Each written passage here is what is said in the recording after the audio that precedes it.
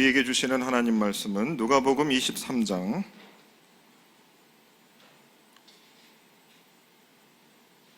33절과 34절에 있는 말씀입니다. 누가복음 23장 33절과 34절 말씀을 우리 다 같이 한 목소리로 읽도록 하겠습니다. 시작. 해골이라는 곳에 이르러 거기서 예수를 십자가에 못 박고 두 행악자도 그렇게 하니 하나는 우편에 하나는 좌편에 있더라. 이에 예수께서 이르시되 아버지 저들을 사하여 주옵소서. 자기들이 하는 것은 알지 못함이니이다. 그들이 그의 옷을 나눠 제비를 뽑을세. 아멘. 여러분 만나서 반갑습니다. 여러분들을 이렇게 또 다시 빠른 시간 안에 다시 만날 줄을 몰랐습니다. 지난번에 설교하고 반응해 주신 우리 청년들께 감사드리고 오늘도 한번 끝까지 여러분 들어보시고 십자가가 우리 인생에 큰 의미가 있고 여러분 심장 안에 확 박히는 그런 시간들이 되기를 소망합니다.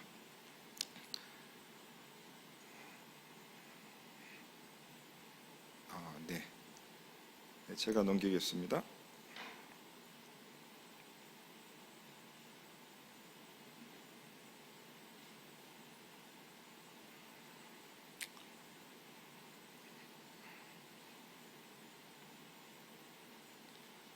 안 도와주네요. 여러분 잘해보려고 그랬는데 미안합니다. 네, 잘해보려고 그랬는데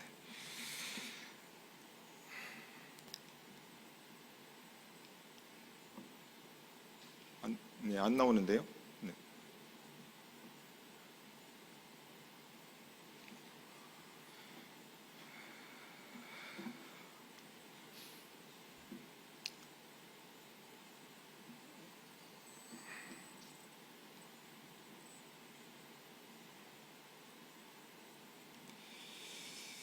(6월 19일) 날 제가 십자가를 아시나요? 라는 제목으로 말씀을 드렸습니다. 그때의 십자가는 화해라는 의미를 가진다라는 말씀을 드렸습니다. 옆에 십자가가 아마 기억하시는 분도 있을 겁니다. 나무 두 개가 서로 합쳐져 있습니다. 큰 나무가 작은 나무를 안고 있습니다. 그러면서 제가 여러분들한테 이런 질문을 드렸습니다. 여러분 하나님과 지금 사이가 좀 어떠세요? 하나님과 관계가 좀 어떠십니까? 라고 질문을 드렸습니다. 그래서 제가 우리와 하나님과의 관계는 원수관계였다. 우리가 죄악 중에 출생했고 죄를 짓는 우리는 하나님과 원수되었다. 그 원수된 하나님과의 관계를 누가 화해시켜 주었는가? 바로 그 아들 예수께서 십자가에 못 박혀 죽으심으로 우리를 화해시키셨다 말씀드렸습니다. 두 번째로 예수님께서 십자가에 지셨다는 그 의미는 두 번째 화해의 의미가 있습니다. 사람과 사람 사이에 원수된 관계를 화해시켰습니다. 두 가지 측면을 말씀드렸어요. 하나는 나 자신과의 관계에 하나님께서 화해를 시키셨다 그랬습니다. 앉아있는 여러분들에게 자기 자신에게 여러분 어떻게 여러분 자신을 생각하고 있습니까? 나는 내 자신에 대해서 화해하고 있다. 나 자신에 대해서 만족하고 있다. 아니면 나 자신에게 화가 나 있다. 나 자신에게 불만이 있다. 두 번째 측면은 나와 다른 사람과의 관계입니다. 여러분의 부모님, 여러분들의 친구, 여러분들의 선생님, 여러분들의 선배, 후배들과 여러분 어떤 관계를 맺고 있습니까? 그래서 하나님과의 원수가 우리가 해결되지 않으면, 하나님과의 관계가 화해되지 않으면 우리는 사람과의 관계 역시, 나 자신과의 관계와 사람과의 관계 역시 내가 어떤 수많은 노력들을 해도 그 관계가 해결될 수 없다고 말씀드렸습니다. 오늘 그 말씀을 드린 지 22일이 지났습니다. 지금 현재 여러분들은 하나님과의 관계가 어떠세요? 여러분 자신과의 관계가 어떠십니까? 여러분과 여러분 타인과의 관계가 어떠십니까? 순서입니다. 하나님과의 관계에 화해가 있어야지만 나 자신과의 관계에 화해가 있고, 나 자신과의 화해가 있어야지만 타인과의 화해도 이루어지는 것입니다. 여러분 이러한 관계가 회복되지 않으면 사는 것이 지옥 같은 겁니다. 우리 황성준 청년이 기도했습니다. 한편의 시를 하는 것 같았어요.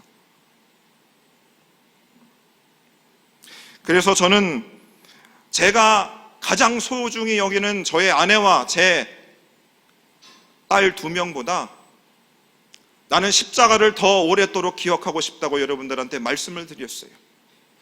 제 아내를 묵상하고 제 딸을 아무리 묵상하라도 제 인생의 관계의 회복을 시켜줄 수 있는 것은 예수님의 십자가이기 때문입니다. 여러분, 십자가가 없으면 삶이 형편이 없습니다. 여러분, 십자가가 없으면 마음이 영 불편하다니까요. 십자가가 없다면 세상 살 맛이 나지를 않습니다. 십자가가 없으면 사람을 만나는 것도 너무나 고역이 되는 것입니다. 만사가 다 어려울 수밖에 없는 겁니다. 여러분들의 삶이 지금 정돈되지 아니하고 하나님과 나와 타인과의 복잡함들이 여러분 있을 줄 압니다. 그런데 여러분, 지금 그것을 잊어버리십시오. 어떻게 잊을 수 있습니까? 잊으셔야 됩니다. 왜냐하면 여러분, 이 자리에 나왔다고 하는 그 자체가 하나님께서 여러분들을 위하여 예수님을 십자가에 못 박으시고 하나님께서 여러분과의 관계에 원수된 것을 하나님이 푸셨다는 겁니다. 화해시키셨다는 거예요. 하나님이 먼저 여러분과의 관계를 푸셨다는 겁니다. 여러분, MZ세대의 복음화율이 3%입니다.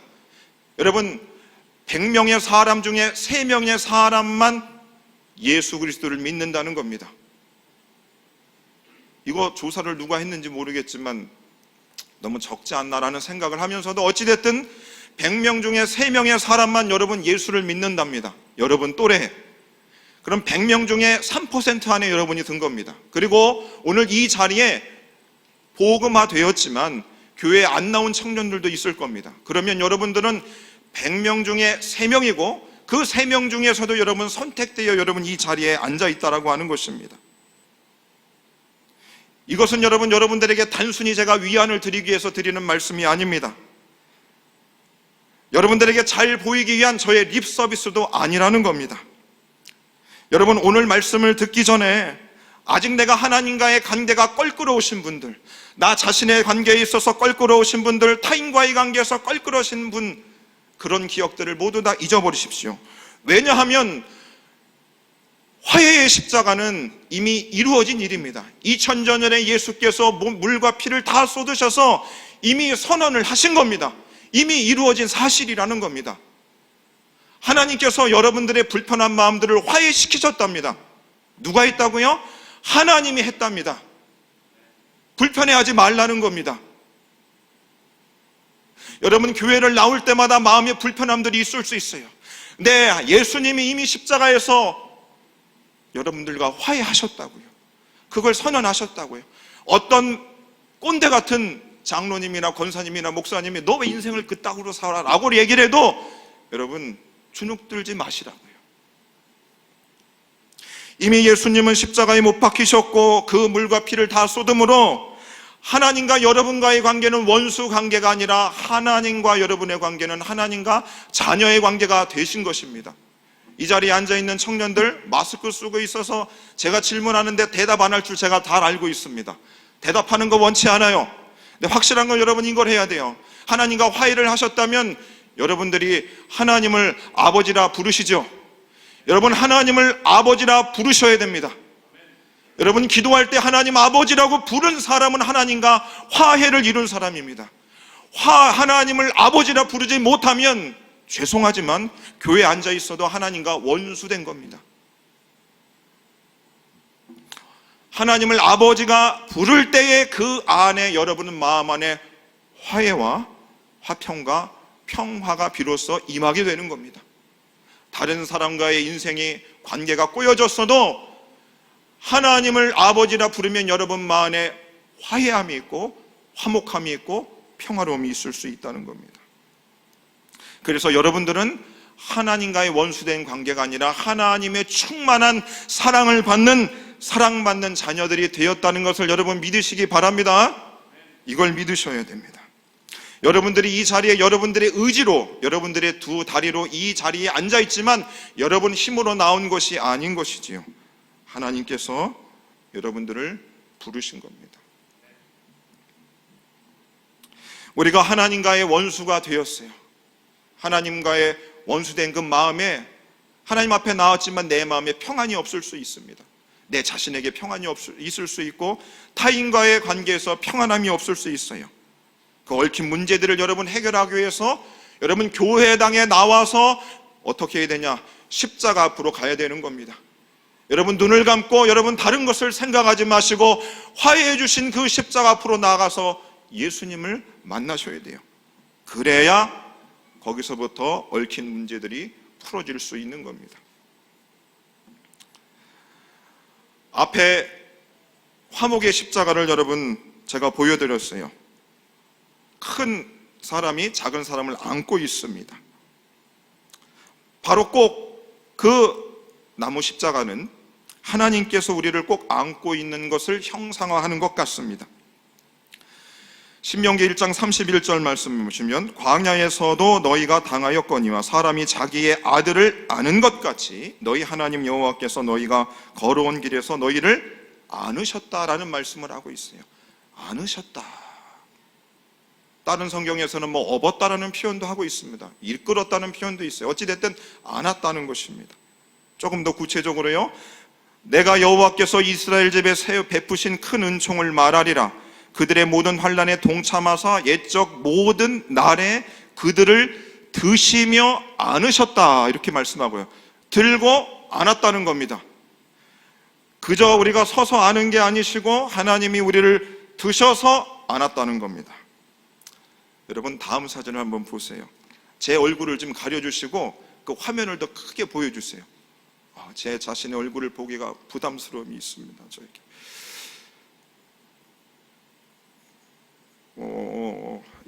이 사진입니다. 여러분 태양이 눈이 부시게 지금 빛나고 있습니다. 선남 선녀가 서로를 쳐다보며 활짝 웃고 있습니다. 행복해 보여라. 우리 청년들 결혼식 하기 전에 웨딩 촬영하시죠? 우리 신랑 되실 남자 청년들 이 사진 한번 찍어 보십시오.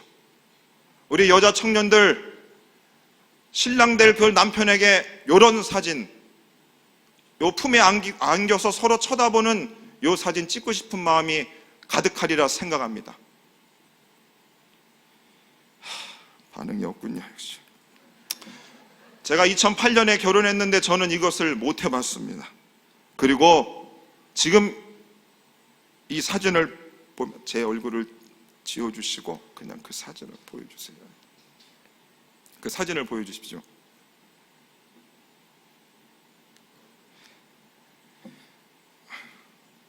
저는 다시 결혼해도 해보고 싶은 마음이 없습니다. 왜냐하면 서로 우리 아내의 얼굴을 쳐다보면 서로 곤란해집니다. 무슨 의미인지는 여러분 결혼한 15년 차가 되면 알 수 있습니다. 우리가 예수님의 십자가를 통해서 하나님과의 화해를 이루었고 오늘 왜 그러지? 이거 참 갈 길이 멉니다.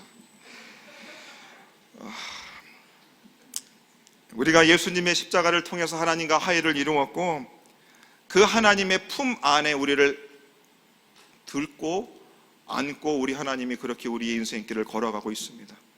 여러분 이 사진을 먼저 여러분 기억 속에 전제를 하고 오늘의 설교를 듣는 겁니다. 여러분 그 하나님의 품을 여러분 느끼고 있습니까? 그 하나님의 뜨거운 심장 소리를 여러분 느끼고 있어요? 하나님께서 여러분들의 삶과 인생 가운데 그렇게 여러분들을 들고 안고 가심을 여러분 경험하고 있냐고요? 만약에 정말로 이 웨딩 사진처럼 하나님께서 우리를 그렇게 들고 안고 우리의 인생길을 걸어가신다면 이런 나이스한 인생이 없는 거죠. 인생 최고의 축복의 삶을 우리가 살아가는 겁니다. 이런 인생이 천국의 인생 아니겠습니까? 그런데 여러분 우리가 하나님과의 원수된 관계가 해결되었지만 우리는 여전히 죄에 노출되어 있는 환경 속에 살아가고 있습니다. 우리의 마음 안에는 아직도 죄의 성이 남아있어서 죄 짓기에 참으로 발걸음이 가벼운 사람들입니다. 또 우리가 살면서 알고 지은 죄 모르고 지은 죄 그 죄가 우리 곁에 산적해 있습니다. 무슨 말인가? 예수님이 십자가의 죽음을 통해서 하나님께서 우리의 모든 죄를 다 용서해 주셨습니다.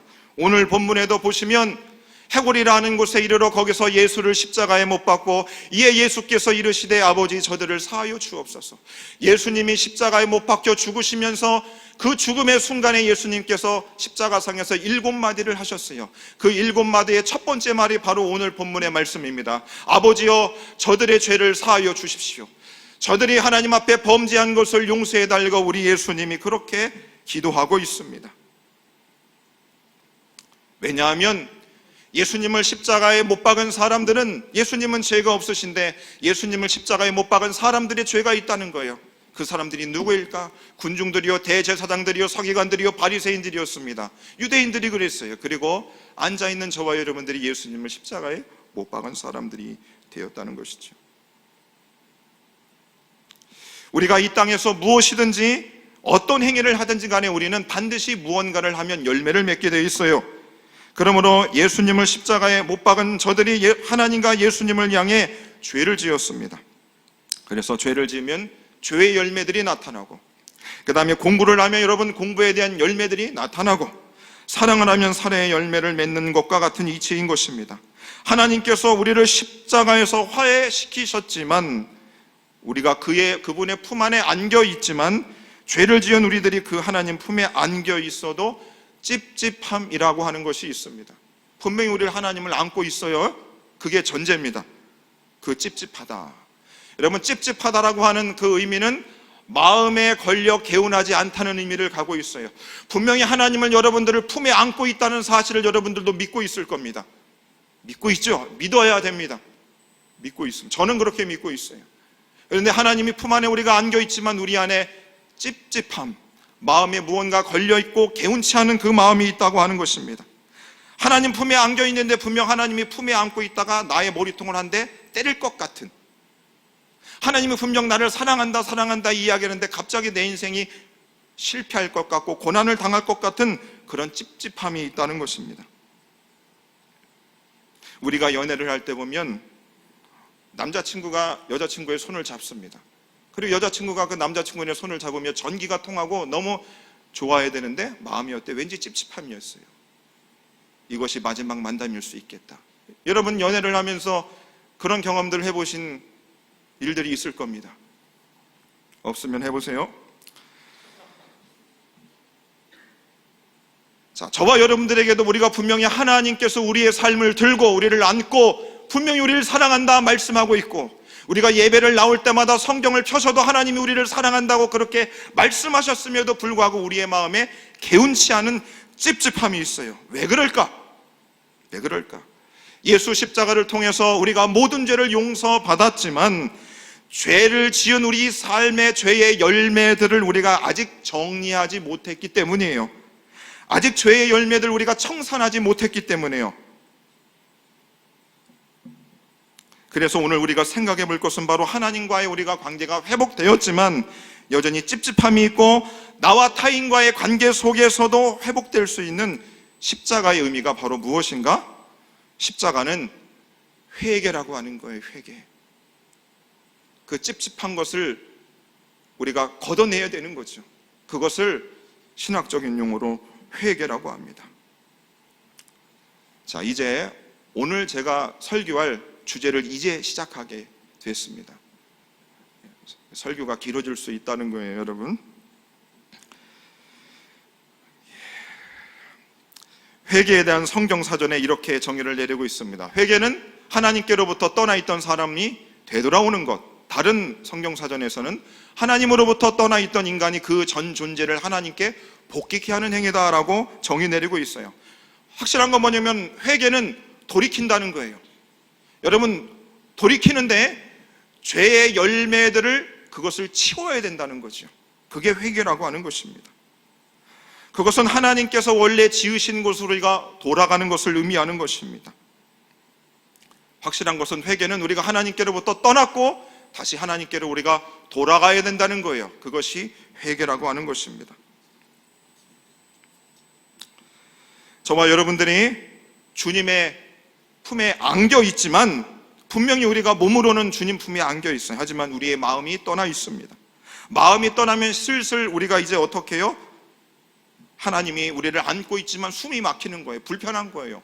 그리고 자꾸 한두 번 하나님의 품을 떠나기 시작합니다. 하나님이 우리가 떠나도 가만히 있으세요. 왜 그럴까요?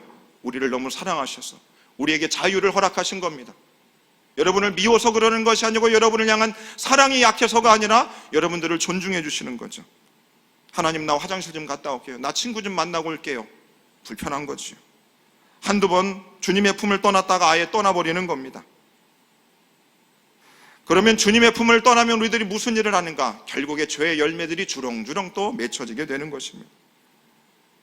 우리가 교회를 한두 번 나오다가 한두 번 빠지기 시작해요. 그러다가 목사님이 전화하면 예, 나갈게요.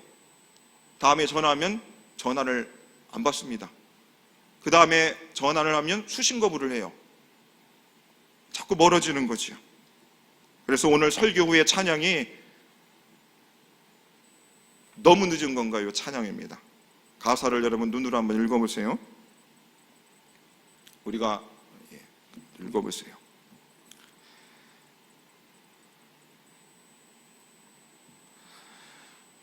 호세아라는 선지자가 있었습니다. 선지자는 무슨 일을 하는 사람이었는가? 사람들에게 하나님께서 선지자의 입을 통해서 그 민족과 백성에게 하나님이 하실 말들을 대신 전하는 사람이었어요.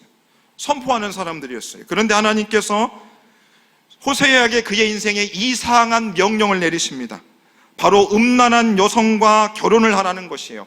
음란한 여성은 누구예요? 내 아내인데 그 아내가 다른 남자랑 놀아나는 겁니다. 오늘 호세아 1장 2절 말씀 보시면 여호와께서 처음 호세아에게 말씀하실 때에 여호와께서 호세아에게 이르시되 너는 가서 음란한 여자를 맞이하여 음란한 자식들을 낳으랍니다. 이 나라가 여호와를 떠나 크게 음란함이니라. 왜요? 왜 호세아로 하여금 하나님께서 음란한 여자와 결혼하라고 하셨을까요? 어떻게 하나님 그런 이상한 명령을 내릴 수 있습니까? 그 이유는 그의 삶을 통해서 하나님께서 바로 이스라엘 백성들로 하여금 너희들이 하나님을 떠났다 이거예요. 신랑 되시는 하나님을 떠나 신실하신 하나님과의 결혼관계를 깨어버린 음란한 여자와 같은 이스라엘을 고발하고 있는 겁니다. 누구를 통해서요? 호세아의 삶을 통해서. 여러분, 남편의 품을 떠난 아내의 모습 상상해 보셨어요? 다른 남자의 품은 안긴 아내의 모습을 보셨습니까? 여러분, 과연 행복할까요? 막장입니다. 여러분, 지금 서울지방법원의 가정법원 앞에 가보세요. 수많은 이혼 분쟁으로 살아가는 부부 사이에 있는 사람들이 너무나 많아요. 성경에서 신실하신 하나님을 떠난 것에 대한 표현을 하나님은 음란이라는 표현을 썼습니다. 예수님께서 이런 말씀하셨습니다. 누구든지 이 음란하고 죄 많은 세대에서, 여러분, 음란하다는 겁니다. 여러분, 왜 하나님께서 하필이면 하나님을 떠나 있는 것에 대한 표현에 대해서 왜 음란이라는 표현을 썼을까요? 불순하지 않습니까? 듣기 거북하잖아요. 음란하다는 거. 여러분, 이 음란이라는 단어를 우리가 어디에 많이 씁니까? 이 땅에서 어디에 많이 써요? 남녀의 사랑에서 많이 씁니다. 그렇잖아요. 남녀의 사랑 속에서. 이놈의 남녀의 사랑. 여러분, 사랑이 문제입니다. 사랑이 해답이 되기도 하지만 사랑이 문제인 것이에요. 이 자리에도 사랑이 문제인 형제자매들이 있을 줄 모릅니다. 사실 이번에 제가 설교를 할 때 십자가의 의미는 사랑입니다라고 여러분들한테 설교하고 싶었어요. 참 얼마나 주제가 좋아요. 그리고 여러분들이 반응을 더해줄 거라고 기대를 했습니다. 그런데 여러분, 제가 생각을 해보니까 말씀을 준비하면서 하나님께서 하나님 품에 안겨서 그분이 나의 인생을 들고 그렇게 너무나 멋지고 이상적인 인생을 살게 하기 위해서, 하나님과의 참 사랑을 누리게 하기 위해서는 바로 내 안에 있는 죄의 열매들을 정리하지 않고서는 결단코 그 사랑의 삶이 우리 인생에 찾아올 수 없다. 바로 회개가 먼저인 것입니다. 회개가 우리에게 있어야 된다는 것입니다. 호세아는 그 하나님께 이렇게 이야기를 했습니다. 호세아 6장 1절에 오라, 우리가 여호와께로 돌아가자. 여호와께서 우리를 찢으셨으나 도로 낫게 할 것이요 우리를 치셨으나 싸매어 주실 것이다. 하나님을 떠난 사람들이 하는 일이 무슨 일일까요? 남편의 품을 떠난 아내들이 하는 일이 무슨 일이겠습니까? 여러분, 죄를 왜 사람들이 지을까요? 죄가 주는 달콤함이 있어요. 순간에 답니다. 순간에 즐겁습니다. 순간은 판타지인 거예요. 미쳐버리는 거죠. 죄의 열매들은 순간이고 찰나이고 잠깐입니다. 하나님의 품을 떠난 이스라엘의 죄의 달콤함을 잠시 맛보지만 죄의 더러운 열매들로 인하여 가득합니다. 삶이 어그러졌어요. 그래서 하나님이 어떻게 하셨어요? 그들을 찢으셨어요. 그들을 어떻게 하셨어요? 그들을 치셨습니다. 왜 그럴까요? 돌아오라고 하나님이 사랑해서 말씀하시는 겁니다. 예수님이 이 땅에 오시기 전에 세례 요한이 이렇게 하나님 앞에 사람들을 향해 선포했습니다. 회개하라, 천국이 가까웠느니라. 회개하라고 외쳤습니다. 예수님도 이 땅에 오셔서 첫 번째로 하신 선포의 말씀이 무엇입니까? 이때부터 예수께서 비로소 전파하여 이르시되 회개하라고 우리 예수님이 말씀하셨습니다. 돌아오라고 우리 예수님이 말씀하셨습니다. 더 무섭게 말씀하십니다. 누가복음 13장 3절에 보시면 너희에게 이르노니 아니라 너희도 만일 회개하지 아니하면 다 이같이 망하니라. 누구한테 하시는 말씀일까요? 주님이 우리를 품에 안고 있어도 우리가 그 자의 열매들을 우리가 제거하지 않으면 우리도 망할 수 있는 거예요. 내가 의인을 부르러 온 것이 아니요 죄인을 불러서 어떻게 하기 위해서 여러분? 회개시키러 왔다는 거예요. 우리 예수님이 회개시키기 위해서 우리에게 오셨다는 겁니다. 나를 떠나면 너희는 죽는다는 거죠.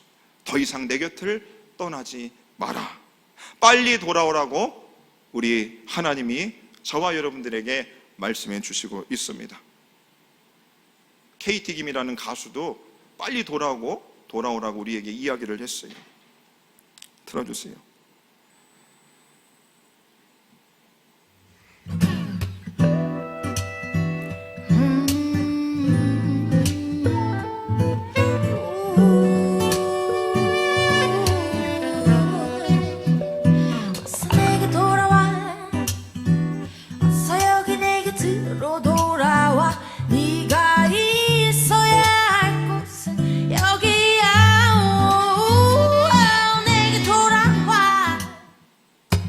여기까지입니다. 제가 가요를 잘 안 듣는데 요거를 좀 들었었어요. 몇백 번 들었던 것 같습니다. 여러분, 이 가수도 돌아와야 된다는 거예요. 돌아와야 된다는 거죠. 사람들이 하나님께로 돌아와야 한다는 것을 여러분 알고 있을 거예요. 여러분도 그것을 알고 있죠. 그런데 왜 돌아오기 힘든 줄 아세요? 왜 힘들까요? 왜냐하면 회개에는 고통이 따릅니다. 돌이키는 데는 여러분 고통이 따라요. 우리가 살면서 지은 그 죄를 하나님은 용서하셨지만 그 죄의 열매들을 치우는 건 누가 해야 돼요? 우리가 하는 겁니다. 내가 해야 돼요. 근데 그것을 치우는 일이 정말 만만치 않다는 겁니다. 다시 하나님께로 돌아간다는 것은 여러분 우리가 잠시 우리가 말로 하나님 회개합니다 라고 하는 것으로 끝나는 것이 아니라 우리가 하나님이 싫어하는 것들로부터 180도 우리의 삶을 전환시켜야 되는 거예요. 가던 길을 되돌아가는 겁니다. 이게 너무나 힘든 것이에요. 이것이 하루아침에 되는 것이 아닙니다. 여러분들도 분명히 하나님 앞에서 회개 기도를 하셨을 거예요. 수십 번을 하시고 수백 번을 하시고 수천 번을 하셨을 겁니다. 저도 그랬습니다. 그런데 그냥 삽니다. 왜 그런지 알아요? 교회에 나와도 내가 삶이 굳이 변화되지 않아도 누구도 나의 변화되지 않는 삶에 대해서 뭐라고 하는 사람이 없다는 거예요. 교회의 불편한 진실입니다. 여러분들이 죄의 열매를 가지고 그렇게 살아도 그 누구도 그렇게 살아도 괜찮아. 힘들지? 그래, 교회 나온 것만 해도 훌륭해. 거기서 끝나는 거예요. 하지만 우리는 알고 있습니다. 하나님이 알고 내가 압니다. 내 마음이 아직 하나님께로 180도 전환되어 그분께로 향하고 있지 않다는 걸 알고 있어요. 우리가 십자가에게 우리의 초점을 맞추고 있지 않다는 것을 우리가 알고 있다고요. 하나님이 알고 있다는 거죠. 그리고 옆에 있는 여러분의 친구들도 알고 있어요. 세론들도 알고 있어요. 그런데 누구도 그 말을 하지 않습니다. 왜 그런 줄 알아요? 회개에 따른 고통이 있기 때문이에요. 그 일이 만만치 않기 때문에 그 누구도 말하지 않는 것입니다. 여러분, 저와 여러분들이 교회에 나오는 목적이 무엇입니까? 여러분, 우리가 사람을 보러 교회에 나오는 것이 아니고 우리가 하나님을 보기 위해서 나오는 겁니다. 그러므로 저와 여러분들이 하나님 품에 안겨서 하나님과 사랑의 삶을 살기 위해서는 하나님이 원하시는 기준에 맞춰야 되는 거예요. 여러분, 만약에 예배를 마치고 누군가가 여기서 자신이 죄의 열매들로 인하여 고통스럽고 그것을 바뀌지 아니하는 자신 때문에 가슴을 치며 통곡을 하며 눈물을 흘리면 그 한 청년을 향해서 다른 청년들이 뭐라고 그럴까요? 야, 셀모임 가야지. 뭐하고 앉아있어? 왜 자꾸 눈물 콧물을 흘리고 앉아있어? 이게 교회의 현실이고 분위기라는 겁니다.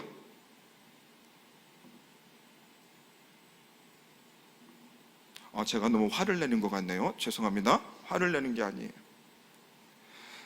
여러분, 눈을 씻고 봐도 정말로 하나님을 향해서 180도 자신의 삶을 되돌아서 그 죄의 그 열매들, 그 쓰러진 것들을 제거하기 위해서 고통스러우면서 한 주간 그렇게 살다가 하나님 앞에 나와서 하나님, 내가 그런 노력들을 했습니다.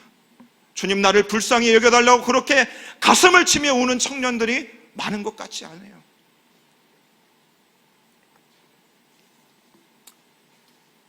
그러면 우리를 품에 안고 계신 그 신랑 되시는 그 하나님은 우리를 보며 웃으실까요? 우실까요? 정말 우실 거예요.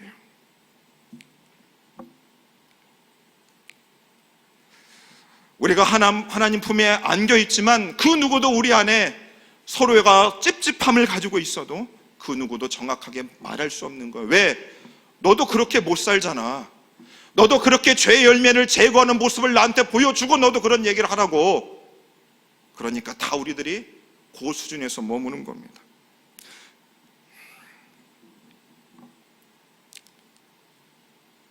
우리가 그리스도 예수 안에서 예수 그리스도의 십자가를 통해서 새 생명을 얻었습니다. 새로운 피조물이 되었어요. 새 사람이 되었어요. 새 삶이 되었다고 우리가 설교를 듣고 찬양을 하고 그렇게 기도를 하지만 뭐가 새로워졌다는 거예요, 여러분? 뭐가? 미치고 팔짝 뛰겠네. 여러분, 저와 여러분들이 하나님의 말씀을 몰라서 이러는 것이 아닙니다. 옛 삶을 버리지 못하고 새 삶을 살아가기 위한 그 고통을 우리가 이겨내지 못하기 때문에 힘이 드는 거예요. 여러분, 제가 목사예요. 저도 제 삶의 목표가 있었어요. 저는 이 세상에 무서워하는 사람이 없었어요. 누구를 제일 무서워하고 두려워했는가? 기도 많이 하는 사람을 무서워했어요. 습관적으로 기도하는 그런 사람들이 아니고 정말로 주님과 친밀하게 기도하는 사람들, 2시간이고 3시간이고 4시간이고 5시간이고 그렇게 기도하는 사람이 정말로 무섭고 본받고 싶었어요. 그런 거룩한 습관을 저는 갖고 싶었습니다. 제가 목사 안수를 2011년도에 받았어요. 지금 2022년도입니다. 12년이 흘렀는데 제가 그 습관을 잡겠다고 저 가평 꼴짝에 2년 동안 있었는데도 그것을 하질 못했어요. 12년이 됐는데도 기도를 그렇게 많이 못했다 이겁니다. 그런데 이제 하나님이 회개시켰어요. 그래서 날마다 지금 기도해서 이제 고작 2시간 기도합니다. 고작 2시간 기도하는 것도 너무 힘이 들어요. 저녁 시간에 하니까 밥을 못 먹어요. 그래서 제가 5kg가 살이 빠졌어요, 한 달 만에. 그런데 제가 12년 만에 하나님이 그 노력들을 제가 해서 된 것이 아니라 하나님이 회개할 수 있는 힘을 저에게 주신 겁니다. 그리고 기도 시간이 2시간이고 3시간이고 4시간이고 5시간이고 그렇게 하고 싶은 마음들이 들기를 시작을 했어요. 그리고 할 수 있겠다는 가능성을 제가 찾기를 시작을 했다고요. 제가 훌륭하다는 것을 여러분 자랑하는 것이 아니라는 겁니다. 우리가 회개할 수 있는 건 누가 해주시는가? 하나님이 할 수 있는 거예요. 누가 우리를 그 죄의 잔여물들을 제거시킬 수 있는가? 이스라엘에게 회개함과 제사함을 주시려고. 누가요? 하나님이 회개함을 우리에게 주시는 겁니다. 혹 하나님이 그들에게 회개함을 주신다는 거예요. 여러분, 회개는 우리가 어금니를 꽉 깨물고 다짐한다고 되는 것이 아닙니다. 여러분들의 다이어리에 내가 이렇게 하겠다고 결단한다고 되는 것이 아니에요. 하나님께서 우리에게 회개할 수 있는 힘을 주셔야지만 우리가 그 일을 할 수 있는 것입니다. 때려 죽여도 안 되는 것을 하나님은 하실 수 있는 것입니다. 하나님은 못 고칠 사람이 없다라는 책도 있어요.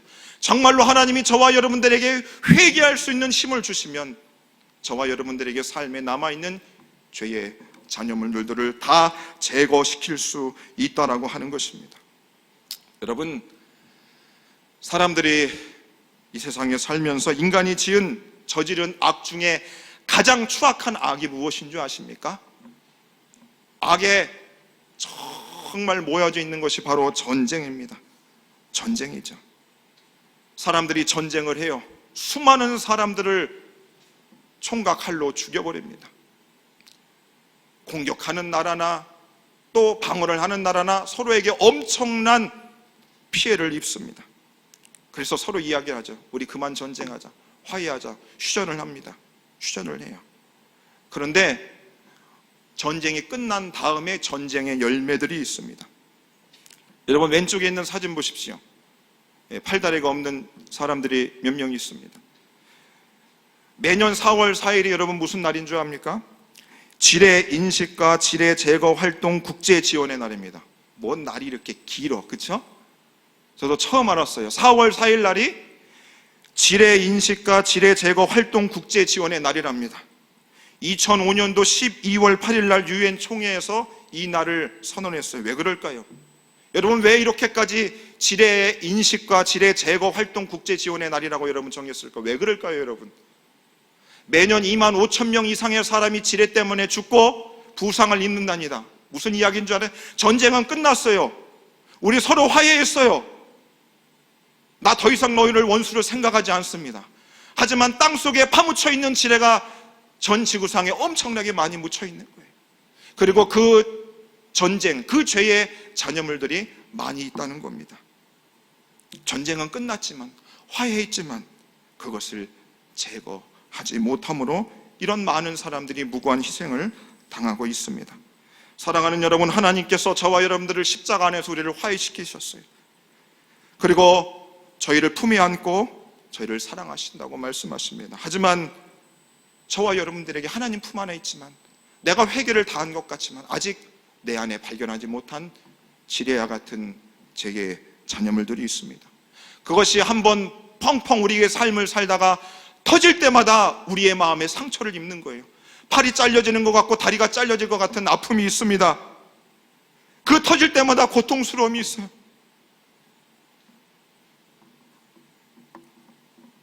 그럴 때마다 정말 하나님 앞에 회개하는 일은 너무나 힘들구나, 우리가 주저앉는단 말이지요. 그럴 때 하나님께서 싸매어 주시고 우리를 고쳐주신다는 거예요. 여러분, 목사가 하는 일이 뭔지 압니까? 목사를 이렇게 누군가 정의를 내렸어요. 목사는 영혼의 의사이다. 영혼의 의사라. 이 자리에 앉아있는 여러분들이 죄의 잔여물들을 회개하고 그것을 하나하나 제거하면서 지뢰처럼 터질 때마다, 여러분의 심정이 아플 때마다 그것을 누가 싸매어 주는가? 여러분들이, 청년부 목사님들이 여러분들의 그 영혼들을 싸매어 줄 것입니다. 싸매어 주실 것이에요. 여러분 주저앉지 마시라는 것이죠. 내가 회개하려는데 너무 힘들어. 하나님 정말 힘듭니다. 돌아갈 수 없습니다. 세례 요한은 우리에게 이렇게 저와 여러분들에게 권면하고 있습니다. 그러므로 회개에 합당한 열매를 맺으라고 하고 있어요. 너희가 회개했다는 증거를 행실로 보이라는 겁니다. 여러분, 제가 여러분들 앞에서 목사로서 제가 여러분들에게 목사라고 무엇으로 여러분들한테 증거를 보일 수 있겠습니까? 여러분들이 회개했다는 그 증거를 보여달라는 것이죠. 그 한 예가 있습니다. 삭개오가 예수님을 만났습니다. 그리고 그가 예수님을 만나고 자신의 죄를 회개하며 죄에 합당한 열매를 맺기로 결심을 하게 됩니다. 삭개오가 서서 주께 여짜오되, 주여 보시옵소서, 내 소유의 절반을 가난한 사람들에게 주겠사오며 만일 누구의 것을 속여 빼앗은 일이 있으면 네 절이나 갚겠나이다. 삭개오가 하나님 앞에 회개하고 돌이켰어요. 그리고 나서 그가 무엇을 했어요? 합당한 열매를 맺는 겁니다. 자신의 재산의 절반을 가난한 자들에게 내어주는 거예요. 그리고 자신이 남에게 속여먹은 일이 있으면 네 배나 그 사람을 일일이 찾아가 갚겠다는 겁니다. 여러분 어떻게 하실랍니까?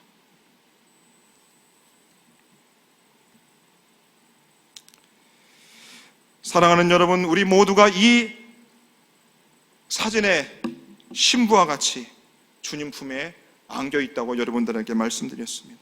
이미 예수님께서 십자가에서 여러분들의 모든 죄를 다 사하셨습니다. 이제 우리가 그 주님 품에 안겨 인생 최고의 순간들을 계속해서 항상 누리며 살아가는 것입니다. 그것이 예수 믿는 자의 삶인 것입니다. 저 천국에 가서 사는 것이 아니라 이 땅에서도 우리가 그런 삶을 살아갈 수 있다는 겁니다. 이렇게 살고 싶지 않으세요? 여러분, 이렇게 살고 싶잖아요. 저도 하나님 앞에 기도하기 시작하면서 날마다 이렇게 살고 있어요. 제 아내가 저를 안아주는 것보다 제가 주님 앞에 기도할 때마다 이 마음으로 하나님 살아가고 있다고요. 제 얼굴이 여러분 조금씩 밝아지고 있지 않습니까? 저보고 요즘 사람들이 얼굴이 좋아지고 있대요. 비비크림을 발라서 그런 게 아니에요, 여러분. 이 자리에 앉아있는 청년들이 대부분 다 저보다 나이가 어립니다. 그런데 여러분, 죄송하지만 이 자리에 앉아있는 청년들이 대부분이 저희 얼굴보다 낯빛이 어둡습니다. 송장 같아요. 좀비 같다고요, 여러분. 제가 속이 터지려고 그럽니다. 여러분, 회개의 고통이 따를지라도 회개에 합당한 열매를 맺을 수 있는 저와 여러분들 되기를 소망합니다. 우리의 몸과 마음의 영혼에 하나님 품에 안겨 있어도 그 찝찝함이 모두 다 사라지기를 소망합니다. 하나님께서 저와 여러분들에게 회개할 힘을 부어주실 줄로 믿습니다. 하나님께서 반드시 우리를 그렇게 회개시키셔서 저와 여러분들을 아름답고 온전하게 만드실 겁니다. 그러기 위해서 우리 다 함께 십자가 앞으로 나아가는 거예요. 여러분, 교회 올 때마다 눈을 감고 십자가 앞으로 나아가는 겁니다. 십자가를 멀리 떠나 있는 이 자리에 없는 우리의 청년들이 있습니다. 그 아이들한테 아까 그 가수의 동영상을 보내주지 마시고 형제자매들이 다시 돌아올 수 있도록 보이지 않는 그 형제자매들한테 회개하자고, 함께 주께로 돌아가자고 권면할 수 있는 저와 여러분들 되기를 소망합니다. 함께 우리 찬양하겠습니다.